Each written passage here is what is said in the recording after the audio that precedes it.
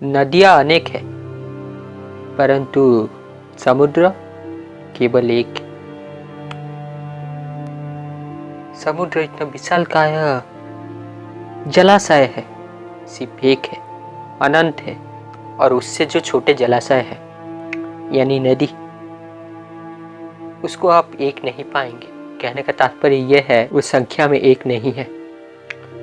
जब भी उनकी गणना की जाएगी, उनकी गिनती की जाएगी, बहुत सारे नदियों का नाम आपके समक्ष आ जाएगा। आप अभी देखिए ना, बहुत सारे नदी है और इन नदी का एक आरंभ होता है तथा एक अंत भी। यानी एक छोर से इसका आगमन दिखाई दे रहा है तो दूसरे छोर पर इसका अंत। परंतु अगर हम समुद्र की बात उठाएं, इसका ना कोई प्रारंभ है और ना कोई अंत, इसीलिए तो ये अनंत है। क्या मैं सही नहीं कह रहा हूं दोस्तों? और सभी छोटे बड़े जलाशय का उद्देश्य होता है, उसका पर्वत जो लक्ष्य होता है, क्या जाकर समुद्र में मिल जाना। यानी यूं कहे कि नश्वर वस्तु अनश्वर के साथ मिलना चाहता है, अनंत के साथ एकाकालीन होना चाहता है। जब वो कौन, जिसका अंत है, जिसका एक परिधि है, जिसका एक सीमा है, वो नदी जाकर असीमित, जिसका ना कोई आदि है ना कोई अंत है, अनंत समुद्र में मिल जाता है, तब वो और नदी नहीं रहता, वो स्वतः ही समुद्र बन जाता है। उसका एक नया परिचय सृष्टि हो जाती है। पहले वो जो छोटा नदी के नाम से पुकारा जाता था, अब वो नदी नहीं रहा, नदी का अस्तित्व नहीं रहा। परंतु क्या उस पानी का अस्तित्व नहीं रहा? अवश्य है। अब वो पानी सिर्फ एक नदी का पानी नहीं, अपितु स्वयं समुद्र बन चुका है, अनंत जलाशय बन चुका है। जब आप एक परिचय छोड़ेंगे तभी जाकर दूसरा परिचय पाएंगे। और दूसरा बात, इससे ये भी सीख मिलती है कि बड़ा उद्देश्य, बड़ा लक्ष्य प्राप्ति के लिए हमारा जो छोटा शुद्धतम इच्छाएं है, स्वार्थ है, तथा जो शुद्धतम परिचय लेकर हम जीवन जी रहे हैं, जो व्यक्तिगत शारीरिक स्तर पर जो परिचय है, उसको अगर पकड़ कर जकड़ कर रह गए तो हम वही सीमित शुद्धतम जीवन काट के चले जाएंगे। परंतु अगर शिष्टता को अपनाना है, ऐसे अनंतता को जीना है, तो हमें ये जो शारीरिक परिचय हम दिए हुए हैं, इसको भुलाना पड़ेगा। शारीरिक परिचय से अपना कर्तव्य पालन कीजिए, अपना धर्म को समझिए। जिसके प्रति जैसा कर्तव्य होना चाहिए, जैसा सेवा भाव होना चाहिए, वैसा अवश्य रखिए। यही धर्म है, धर्म अर्थात धारण करने योग्य। परंतु इस शरीर को अपना मत मानिए और शारीरिक जो परिचय है उसको ही सत्य मत मानिए। वास्तव में जिसके पास आत्मबोध होता है, जो आत्मज्ञान से विभोर होता है, वो संसार में तो जीता है, परंतु निर्मोही, निर्ममता रखकर और किसी से आसक्त नहीं होता, अनासक्त होकर जीता है। और वास्तव में जो अनासक्त होकर जीता है वही भोगी हो सकता है। अन्यथा जो संसारी मनुष्य कहते हैं कि वो भोग कर रहे हैं, वास्तव में वो भोग नहीं करते, भोग उनका भोग करता है। इसी कारण आप देखेंगे कि भोग सदा तरुण रहता है, सदा युवा रहता है, सदा किशोर रहता है, परंतु भोग करने वाले भोगी मनुष्य वृद्ध हो जाते हैं, जरा अवस्था को प्राप्त हो जाते हैं। और ये अवस्था बहुत दुखदायक है। बहुत दुखदायक इसलिए नहीं कि काया दुर्बल पड़ने लगी, वो तो होगी एक ना एक दिन। अगर आप ज्यादा भोग करेंगे तो बहुत जल्दी, और अगर संयमित तरीके से जितना आवश्यक है अपरिग्रह भावना रखकर त्याग पूर्वक भोग करेंगे तो दीर्घकाल तक आप जी सकेंगे, दीर्घकाल तक स्वस्थ रहेंगे। क्या मैं सही नहीं कह रहा हूं दोस्तों? और उनको इन वृद्ध अवस्था में ये दुर्बल काया से ज्यादा दुख क्या देता है पता है? वो होता है उनका वो संस्कार।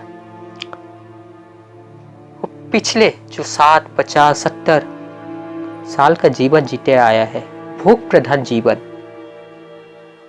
वही भोग वृत्तियां, वही भोग संस्कार अभी भी उनके अंदर सूक्ष्म रूप में पड़ा है, लेकिन उसको भोग करने की शक्ति नहीं रही। कहने का तात्पर्य, वो भोग जिन इंद्रियों के माध्यम से करते थे, जिन शारीरिक अंगों के माध्यम से उसका मजा लेते थे, उसमें शक्ति नहीं बची, वो दुर्बल हो चुकी है।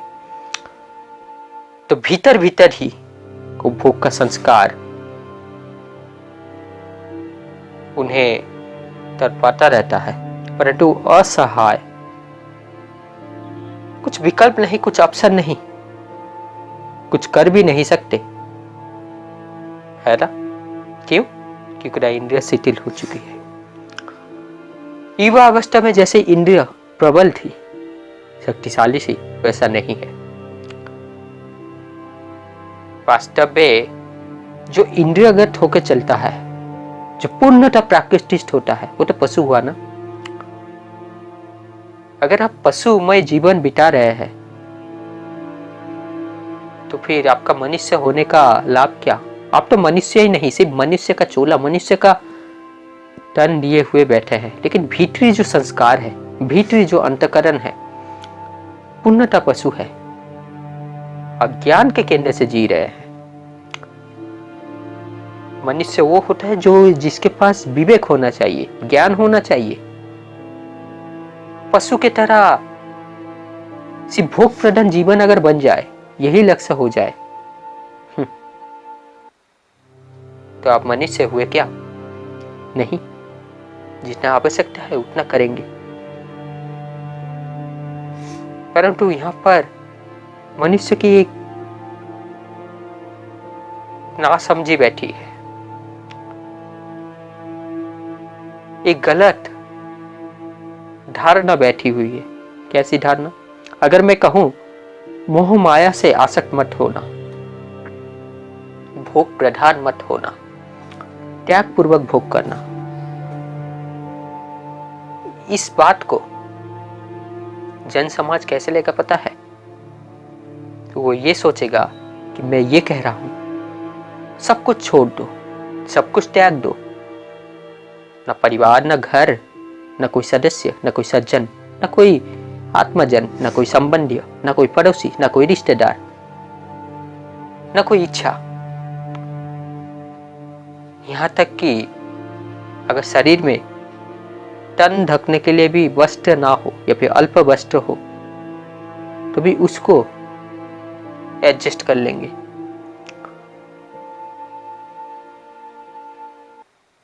इसका मतलब ये भी ले लेते हैं कि मैं ये कह रहा हूं, अकर्मण्यता को अपना लो, कुछ ना करो।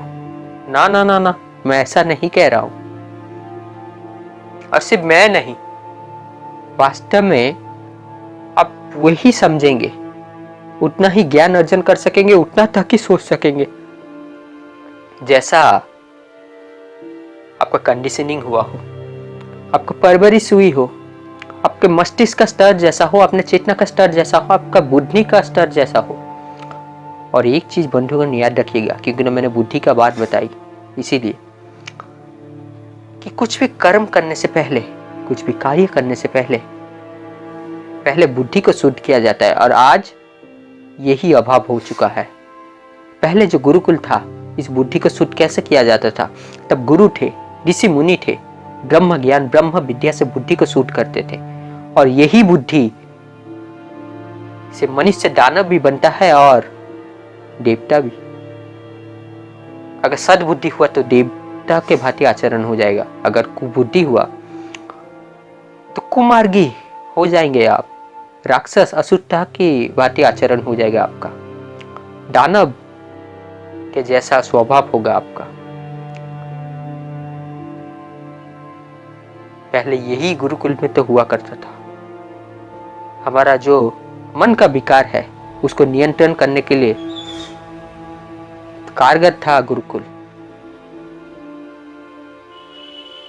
उसके साथ साथ सांसारिक विद्या भी दिया जाता था।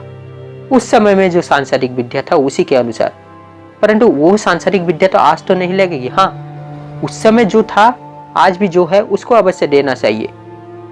जैसे उस समय गदा युद्ध किया जाता था, क्या आज वो प्रचलित है?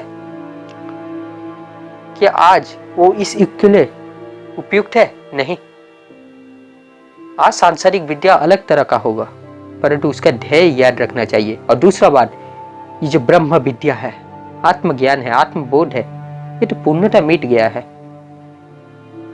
और यही ब्रह्म विद्या, यही आत्मज्ञान, यही आत्मविद्या तो मनुष्य को मनुष्य बनाता है, या फिर यूं कहिए पशु से अलग करता है।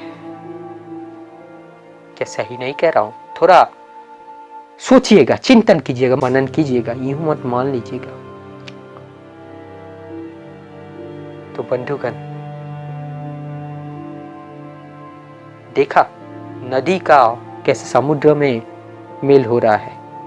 नदी जब समुद्र में मिल जाता है तो नदी का अस्तित्व रहता भी है, खो भी जाता है। पहले जो सांसारिक अस्तित्व था, जो नदी का पानी था जिसे हम जानते थे, वो अब नदी का पानी नहीं रहा, वो स्वयं ही समुद्र बन गया है। ठीक उसी तरह बंधुगण, मनुष्य का भी लक्ष्य वही होता है कि अपने चेतना को सर्वश्रेष्ठ चेतना तक ले जाना। पशु के पास चेतना नहीं होती। अब चेतना मतलब आप यहाँ पे प्राण भी ले सकते हैं, परंतु सुनिए, यहाँ पर मैं चेतना किस स्तर पर कह रहा हूं और किस आधार पर कह रहा हूं। चेतना यानी बोध, इसीलिए तो कहा गया है चेतना बोध स्वरूपाय है, जिसका बोध जैसा उसका जीवन वैसा। क्या सही नहीं कह रहा हूं? पशु का बोध कैसा होता है? कुछ नहीं। और जैसे ये समुद्र एक है, वही लक्ष्य है सभी नदियों का, सभी छोटे बड़े जलाशय का, सभी झरनों का, बहते हुए उस समुद्र के पानी में मिल जाना। ठीक उसी प्रकार बंधुगण, आज आप जैसे देख रहे हैं, बहुत सारे संप्रदाय, बहुत सारे संस्थाएं, बहुत सारे संस्कृति आई है, और सब विभिन्न विभिन्न पद्धति, विभिन्न विभिन्न विधि विधान मार्ग के द्वारा कह रहे हैं चलो उस परम चेतना के पास चलते हैं। कोई भक्ति का मार्ग दे रहा है तो कोई कर्म का मार्ग, कोई ज्ञान का मार्ग, लेकिन सब उसी की ओर जा रहे हैं। और इस पे हाँ, कुछ गलत भी है, कुछ गलत नहीं, बहुत कुछ गलत है। क्या हुआ है ना, मनुष्य आज जो उच्चतम चीज है, उस उच्चतम चीजों को साधारण मनुष्य के सामने रखने के लिए इन संप्रदाय का निर्माण हुआ था। परंतु आज क्या हुआ है, वो संप्रदाय उन उच्चतम चीजों को सरल करते करते उसमें कुछ मिलावट भी की गई है। हो सकता है ये सब सही कर रहे हैं, परंतु इसको देखते देखते और बाकी सब भी करते गए, तो वो अपना मन मर्जी सब डालते गए, इसीलिए आज सब कंफ्यूजन में है। ये तो एक धरण का हुआ। इसके साथ साथ क्या इसी तरह का कार्य हर समय हो रहा था? नहीं। हमारे ऊपर कौन शासन कर रहे थे? विदेशी। वो उन्होंने भी हमारी संस्कृति को बिगाड़ने में कोई कसौटी नहीं छोड़ी, कोई अवसर नहीं छोड़ा, पूर्ण तरह से प्रयास किया इसको बिगाड़ने का। तथा हमारे कितने पुस्तकालय, कितने ग्रंथालय, कितने विश्वविद्यालय जलाए गए। क्या इससे आप अनजान हैं? नहीं। आप अनजान नहीं, परंतु आप सोचते नहीं। क्या सही नहीं कह रहा हूं दोस्तों? शॉपिंग मॉल है, शॉपिंग मॉल हम जाते किस लिए है? कपड़े खरीदने के लिए, या फिर कहो कुछ भी, जो भी आइटम हमें चाहिए उसको खरीदने के लिए।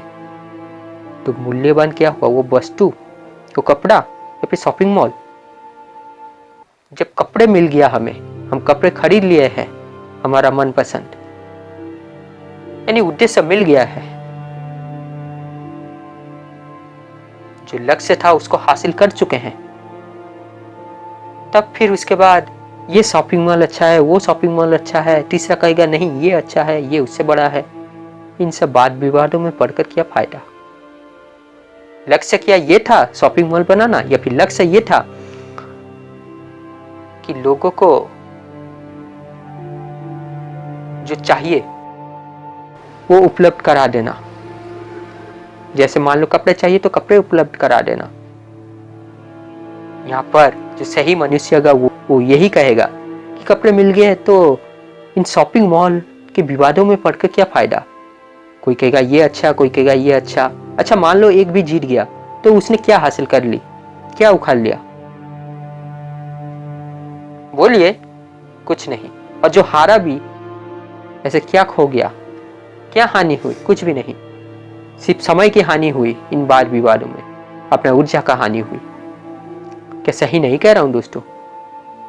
ठीक उसी प्रकार बंधुगण, ज्ञान जब लुप्त होता गया तब बहुत सारे लोगों ने, जिनके पास थोड़ा बहुत ज्ञान था, ये अपना अपने संस्थाएं, अपना अपना संप्रदाय बनाने लगे। तो उन्होंने इन संप्रदायों के माध्यम से ये ज्ञान देने लगे मनुष्य को, ताकि सभी लोग के पास, जितने भी साधारण मनुष्य है, सभी के पास ये उच्च विचार, उच्च ज्ञान पहुंच सके और वो सही जीवन जी सके, है ना? परंतु ये उन उद्देश्य को ही भूल बैठे हैं। इस संप्रदाय को ही परम उच्च उद्देश्य मान लिया। इसलिए आप देख पाएंगे कि वो कहता है कि ये संप्रदाय अच्छा है, वो कहता है ये संप्रदाय अच्छा है। वो कुछ अपने पक्ष को जस्टिफाई करने के लिए कुछ पॉइंट रखता है, तो वो भी पीछे नहीं हटता, वो भी उसी तरह कुछ पॉइंट रखता है। परंतु ये सब क्या फायदा? आपको स्कूल तक जाना है, मार्ग अलग अलग है, कोई टैक्सी से आया, कोई साइकिल से आया, कोई बाइसाइकिल से आया। मेन बात वो है कि समय पर स्कूल के गेट तक पहुंच जाना, है ना? यही उद्देश्य था, या फिर ये उद्देश्य था कि मैं टैक्सी से गया, मैं साइकिल से गया, इनको लेकर विवाद करें? ये साधन उद्देश्य था? नहीं। परंतु इन्हीं साधनों को लेकर क्लेश हो रहा है, वाद विवाद हो रहा है। ये तो मैंने एक पक्ष कहा और एक आधार पर कहा, इसके ऊपर और भी आएगा। क्या आएगा? कि जब एक बच्चा, मान लो क्या, गोली खाना नहीं चाहता, उसे लेना नहीं चाहता, क्यों? क्योंकि ना वो कड़वा है, नीम के जैसा स्वाद है उसका, तो उसको आप यूं ही उसके मुंह पर दे नहीं सकते। इसीलिए उसे किसी मिष्ठान के अंदर, किसी मीठा पेय में मिलाकर उसे पिला दिया जाता है ना? इससे क्या हुआ? जो वो खाना नहीं चाहता था वो उसके शरीर में चला गया और वो जल्दी स्वस्थ हो जाएगा। ठीक उसी प्रकार बंधुगण, इन संप्रदाय ने ये करना चाहा, परंतु इस पर यह ध्यान रखना चाहिए था कि ये सब करते करते हमें ये ध्यान रहे कि जो बात हम समझाना चाहते थे, जो उद्देश्य हम समझाना चाहते थे, जो मुख्य था, वो ना हटे। आज उसको हटा दिया है, उसको भुला बैठे हैं। आत्मज्ञान लक्ष्य था, आत्मज्ञान ध्येय था, वहां तक पहुंचने के लिए यात्रा थी। ये सब भुलाकर उल्टा पुल्टा सब कुछ चल रहा है। अब बंधुगण, कभी भी पोशाक से किसी का व्यक्तित्व का गुण नहीं पता चलता। कहने का तात्पर्य, आज जो मान्यता चलती आ रही है कि कोई गुरु, कोई साधु, मतलब कि शरीर पे गिरवा वस्त्र धारण किए हुए बैठा होगा, दाढ़ी बढ़ाकर बैठा होगा, क्या ये सही है? नहीं। ज्ञान कालातीत होता है, हर समय के लिए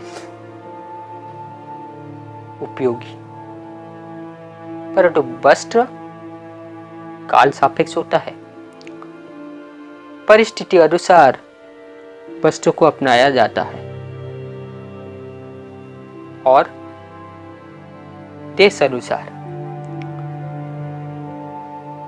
आप अगर कोई ठंडे इलाके में चले जाएंगे, वहां पर कोट ब्लेजर पहनकर, फुल शर्ट पहनकर रहेंगे तो वही धर्म हुआ, क्योंकि इससे आपका शरीर का रक्षण हो रहा है। परंतु वहीं पर अगर आप एक बहुत गर्म इलाका में आ गए, आप अगर बहुत गर्म इलाका में चले गए, वहां पर जो वस्तु आप जाड़े के मौसम में पहनते हैं, जो पोशाक आप ठंड के समय धारण करते हैं, कहने की जरूरत नहीं, निस्संदेह आप वो धारण नहीं करेंगे। अगर धारण करेंगे इसका मतलब आप आत्मघाती प्रक्रिया को अपना रहे हैं, स्वयं अपने आप को मारने का प्रयास कर रहे हैं। क्या ये सुसाइड नहीं? आप कहेंगे सुसाइड? सुसाइड तो उसे कहते हैं जब आप पंखे के माध्यम से अपने गला पर रस्सी लगाकर लटक जाते हैं। नहीं बंधुगण, सुसाइड मतलब आत्महत्या करना, अपने आप को मार देना। तो इस गरम भरी इलाका में ऊपर बहुत कड़ी धूप है, उस समय अगर ठंड के वस्त्र धारण करते हैं, क्योंकि ठंड का वस्त्र मतलब क्या, बाहर बहुत लो तापमान है, यानी बहुत ज्यादा ठंडा है बाहर का वातावरण, तो उससे बचने के लिए हमारे शरीर को उससे कम तापमान चाहिए, यानी गर्मी चाहिए। और अभी गर्मी के अंचल में यहाँ पर तापमान इतना ज्यादा है, वहां पर आपको तापमान देने की जरूरत नहीं, तापमान घटाने की जरूरत है। लेकिन आप तो ठंड के वस्त्र पहनकर पहले से इतना गर्मी है, उस पर और गर्मी डाल रहे हैं, तो क्या यह आत्महत्या नहीं हुआ? पूछिए अपने आप से, है ना? अगर इन सब विषय पे कहा जाए ना बंधुगण, बहुत कुछ कहा जा सकता है, बहुत आयामों में जाया जा सकता है।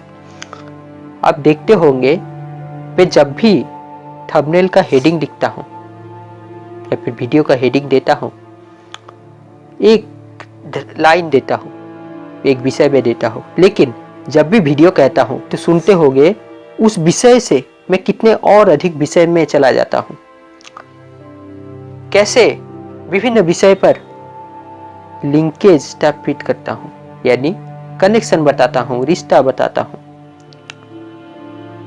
इन विषय में कैसे संबंध है इसको दिखाता हूं, और इन विषय से क्या क्या सीख सकते हैं ये बताता हूं।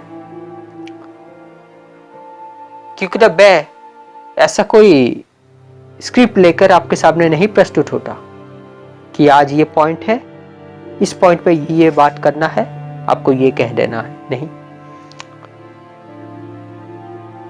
मेरा जो व्यू है, जो ओपिनियन है, जो मेरा शुद्धतम बुद्धि है, उसी के अनुसार मैं आपके सामने प्रस्तुत कर देता हूं। क्योंकि ना हर एक वस्तु अपने आप से रिश्ता रखता है, एक बिगड़ेगा तो दूसरे पर कुछ ना कुछ असर आएगा ही।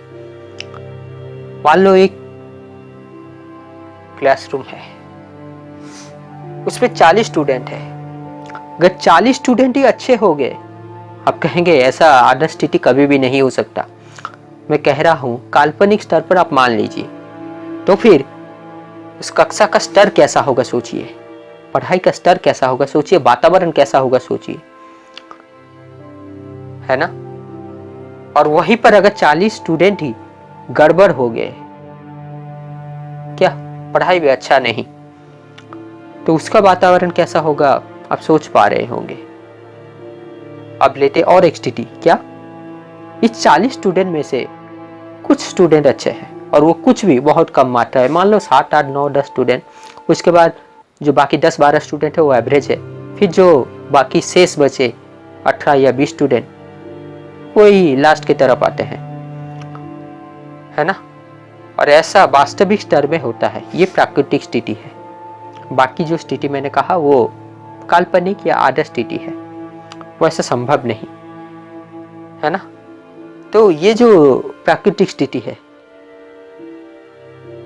इसमें जो 6-7 अच्छे स्टूडेंट है वो उन्हीं 40 स्टूडेंट के मध्यों में पढ़कर अच्छे आ रहे हैं। फिर उन 40 स्टूडेंट में कुछ गलत स्टूडेंट भी है और कुछ स्टूडेंट ऐसे हैं जो बिलो एवरेज है, जो पढ़ाई लिखाई में उतने अच्छे नहीं, उसके बावजूद भी ये 6-7 स्टूडेंट अच्छे पढ़ाई कर ले रहे। मान लो जो रेशियो है, जो अनुपात है गड़बड़ स्टूडेंट का, वो अगर कमने लगा तो फिर वो जो 6-7 स्टूडेंट पहले उन मात्रा में अधिक होने के बावजूद भी, किसका मात्रा में अधिक होने के बावजूद, खराब स्टूडेंट के अधिक मात्रा होने के बावजूद भी अच्छे पढ़ाई कर रहे थे। अब जब इन खराब स्टूडेंट की मात्रा में घटोती आने लगी तो फिर 6-7 स्टूडेंट यानी जो अच्छे स्टूडेंट है ये तो और अच्छी तरह से पढ़ सकेंगे, है ना। ठीक उसी प्रकार जैसे ये वातावरण परिवर्तन डालता है हमारे एफिशिएंसी पर, हमारे कार्यशैली पर, जीवन शैली पर, ठीक उसी प्रकार बंधुगण हमारा कृत्य भी ऐसा होता है। तो समुद्र एक है, नदियां अनेक, परंतु नदी का लक्ष्य है कि चाहे उसके मार्ग में कितना भी चट्टानें आए, कितना भी बाधा आए, वो अपने लक्ष्य की ओर आगे बढ़ते रहे और उसका लक्ष्य समुद्र तक मिल जाना, है ना। चाहे वो नदी का पानी, मान लो फिर से काल्पनिक स्थिति में कह रहा हूं, कोई ऐसे 10, 12, 30 कटोरा में कोई मनुष्य उठाकर लेकर समुद्र में डाल दे, या फिर अगर ना भी डाले तो उसे निरंतर आगे बढ़ना है समुद्र में मिलकर। और ये मैं 10, 12 कटोरा, 30 कटोरा क्यों कहा और मनुष्य क्यों कहा, इसको मान लो एक तरह का सहायता, मान लो जिसे आप गुरु कहते हो, जिसको आप संप्रदाय कहते हो, जिसको आप संस्था कहते हो, जिसके माध्यम से आप कुछ ज्ञान ले रहे हो। और दूसरा है निरंतर आगे बढ़ते रहना, मतलब स्वयं अपने प्रयास से आगे बढ़ते रहना। मूल्यवान चीज क्या है, आगे बढ़ते रहना अपने लक्ष्य की ओर, ना कि ये कोई हमारा सहायता करे या ना करे। परंतु हाँ, ऐसा हो सकता है कि आप गलत स्थिति में है, गलत राह में है, लेकिन जैसे जैसे आप आगे बढ़ते जाएंगे आपका बुद्धि का स्तर ऊंचा उठते जाएगा, चेतना का स्तर उठते जाएगा, आप स्वयं जान पाएंगे कि ये रास्ता गलत है, ये राह गलत है। महत्वपूर्ण यह है कि लक्ष्य को प्राप्त करना, है ना। आप अपने आप को जो मान बैठोगे वही आपके लिए लक्ष्य बन जाएगा। अगर पंछी है तो पंछी का लक्ष्य क्या होगा, आकाश में उड़ान भरना। उसका लक्ष्य ये नहीं होगा कि समुद्र के जल में तैरना, नदियों के पानी में तैरना। ये तो एक मछली का लक्ष्य होगा, है ना। तो आप अगर अपने आप को एक शिष्ट मनुष्य पाते हो, शिष्ट मनुष्य भी छोड़ दीजिए, क्योंकि ना मैं अगर ये सब कहने जाऊंगा बहुत कुछ हो जाएगा, और क्योंकि ना मेरे पास समय की भी पाबंदी है, संसाधन की भी पाबंदी है। जितना कह सकता हूं उतना कह रहा हूं। जैसा आपका चेतना का स्तर होगा, चेतना यानी बोध स्वरूप, यानी चेतना का स्तर मतलब बोध का स्तर, और बोध का स्तर मतलब अपना ज्ञान का गुणवत्ता कैसा है, तो वैसा ही आपका जीवन का गुणवत्ता होगा, आपका जीवन का शैली होगा, आपका कार्य शैली होगा, और वैसा ही आपका जीवन होगा। जीवन अगर अंधकार हो गया तो दूसरों के लिए कोई फायदा नहीं, और अगर आलोक हो गया, प्रकाशवान हो गया, ज्ञान के केंद्र से जी रहे हैं, तो आप प्रेरणा का स्रोत बन जाएंगे। तो बंधुगण, याद रखिएगा कि नदियां अनेक है परंतु समुद्र एक है और अनंत है। तो चाहे कोई कितना भी कहे कि ऐसा भगवान है, वैसा भगवान है, ये राह है, वो राह है, ऐसा ज्ञान ले लो, ऐसा क्रिया कर लो, वो मतलब ऐसे नाना तरह के बहुत कुछ हो सकते हैं, परंतु स्वयं परीक्षण कीजिएगा, जांच कीजिएगा, मनन कीजिएगा। इसलिए तो मनुष्य के पास मस्तिष्क दिया गया है। भेड़ियों की भांति मत चल दीजिएगा भीड़ में। आशा करता हूँ जितना कहा गया है उतना समझ में आया होगा। तो अधर्म, असत्य, अन्याय को मान लेना है या फिर उसका विरोध करना है। जहां धर्म बढ़ेगा, न्याय बढ़ेगा, ज्ञान बढ़ेगा, वो जीवन सार्थक कहलाया जाएगा। वो समाज भी सबके लिए अनुगामी बन जाएगा। वो देश भी सबके लिए आदर्श बन जाएगा। तो क्या चयन करते हैं ये आपके पास है। मैं कहने वाला कौन हूं?